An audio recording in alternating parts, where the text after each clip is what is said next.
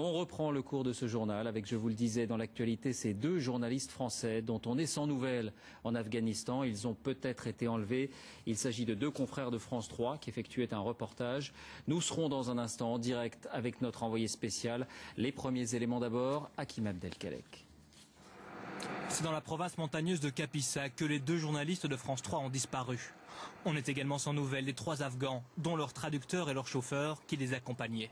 L'équipe se trouvait à 80 km au nord-est de Kaboul pour un reportage consacré à la construction d'une route entre Surobi et Tagab. Leur tournage, qui devait durer 2 semaines, est destiné au magazine Pièces à conviction, diffusé sur France 3. En visite actuellement en Afghanistan, le ministre de la Défense n'a pas caché son inquiétude. Nous n'avons aucune nouvelle, mais nous n'avons aussi aucune revendication d'aucun groupe non plus. Aucune hypothèse n'est donc à exclure. Les militaires déployés dans la province sont actuellement mobilisés pour les retrouver. Environ 700 soldats français sont positionnés depuis plusieurs mois dans cette vallée de Kapisa. Bonsoir Gérard Grisbeck, vous êtes sur place, au téléphone avec nous. Vous êtes précisément dans la zone où nos deux confrères ont été vus pour la dernière fois. Est-ce que cette région est considérée comme particulièrement dangereuse ? Oui, tout à fait. C'est une région extrêmement dangereuse. Vous savez, ici, les soldats donc de cette base française de Nijrab, à chaque fois qu'ils sortent, ils risquent de s'affronter pas simplement à des talibans, mais aussi à toute une série de groupes islamistes qui d'ailleurs s'affrontent quelquefois entre eux, et puis il y a des bandits de grand chemin qui enlèvent des gens pour gagner de l'argent.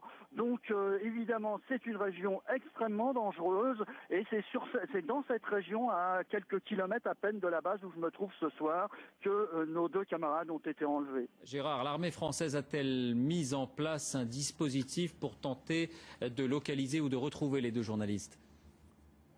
Oui, alors le ministre de la Défense qui est avec nous ici ce soir, parce qu'il réveillonne avec les troupes françaises en Afghanistan, nous disait qu'évidemment tous les moyens sont mis en place. Alors, il y a bien sûr les soldats qui sont là et qui font des patrouilles, mais il y a aussi les services secrets français qui évidemment sont à l'œuvre depuis déjà 48 heures. Mais bien sûr sur cette question, le ministre de la Défense reste muet. Il demande à tout le monde une certaine prudence, une certaine discrétion, de façon à pouvoir retrouver nos confrères le plus rapidement possible. Gérard Grisbeck, au nord de Kaboul. Merci Gérard pour ces précisions. La guerre en Afghanistan qui restera l'un des grands sujets de préoccupation de cette année 2010. Rappelons qu'il y a au total 3000 soldats français engagés. Ils passent ce nouvel an, ce réveillon, loin de leur famille. Martine Laroche-Joubert. Afghanistan, vallée de la Kapisa.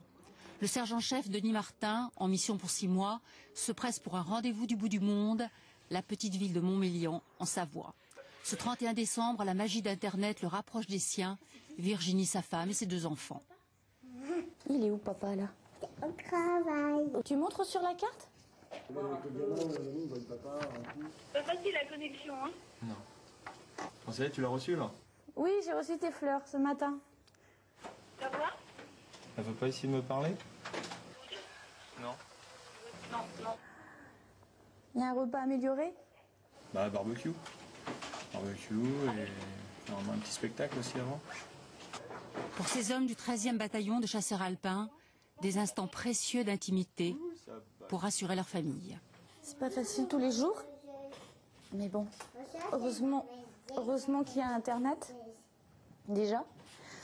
Cette connexion, c'est vraiment... C'est important. Ouais. Il y a Noémie qui est en train de piquer du nez. Il y a ses yeux qui se ferment. Ne serait-ce que de les voir déjà, c'est très important. Après, c'est encore différent qu'un courrier. Un courrier, on peut le relire plusieurs fois. Je t'aime.